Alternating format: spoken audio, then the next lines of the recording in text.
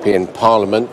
MPs are saying, actually, we need more time on this. Do you agree? You know, the only crumb of comfort for people who voted leave is that we appear to be on track, you know, given that the Royal Assent was given this week to the EU withdrawal bill. We appear to be on track to leave at 11 p.m.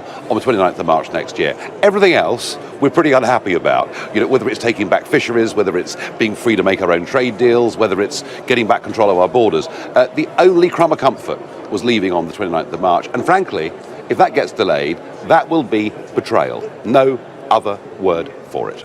But if the alternative is a hard Brexit with no deal, many people in the UK would say that could be a financial disaster. Well, listen, we were told if we didn't join the euro, it would be a financial disaster by many of the same voices, telling us leaving without a deal is a disaster.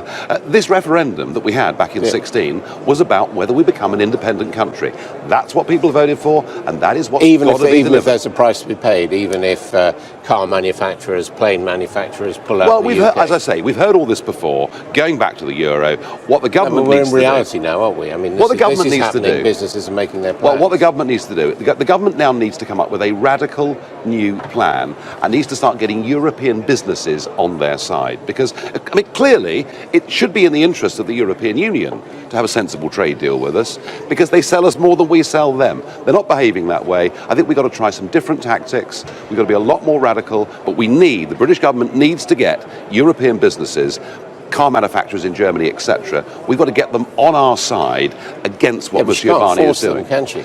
No, but we can try a bit harder than we have been. At the moment, the whole Brexit process appears to be operating on civil service to civil service level. We need something better than that. I mean, you said to me last time we talked that British industry was only 10% of the British economy. I mean, that sounds a bit like Boris Johnson, although put a bit more politely than he did. No, the point I'm making is 90% of the UK economy is governed by the rules of a single market without exporting to Europe. What we need to do is to be free of regulatory alignment that allows us to become competitive and to go global. That is surely the prize from Brexit. And the worry is, if we carry on the current course and we leave, but we finish up wrapped up in all the EU rules for the next 5 years, we won't see any benefit. Now, you famously had that poster with hordes of migrants behind you. I mean, the reality is, 2 years ago we were talking about millions of migrants coming into the UK, or coming into the European Union rather. Now we're talking about tens of thousands. So, the numbers have slowed. So Europe has been successful in staying. Well, not really, no. I mean, the truth is that millions have come already, as you know. The problems of assimilation in countries like Germany and Sweden are enormous. And we've got this very strange situation where an incoming Eurosceptic Italian government is asking the EU to do more, and a pro-EU German government is saying maybe the nation state should do a bit more. The fact the numbers are lower does not mean that in terms of voters' minds this issue is anything other than number one. What do you think the answer is? Is it to set up camps in Africa? This is absolutely. I mean, I said this right at the start when Juncker launched this policy in 2015. Do what the Australians did. If people are eligible for genuine refugee status, you must process them off. Those camps on islands off Australia, I mean, humanitarian conditions there are very, very poor indeed. I accept it wasn't a very pretty picture, but nor 8,000 or 9,000 people drowning in the last 3 years in the Mediterranean.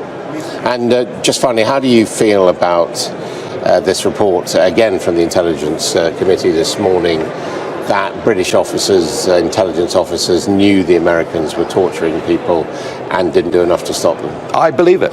I think we turned a blind eye. I think we went through a very peculiar period in our history where we said yes to everything Brussels said and yes to everything Washington said.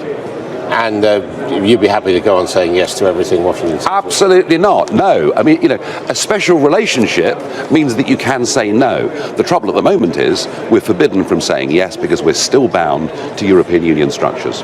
And do you believe when you listen to what Donald Trump's saying about immigrants, that that's the right way to treat people?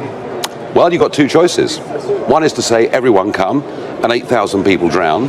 And the alternative is prison camps. And he has used an executive power to try and stop families being separated.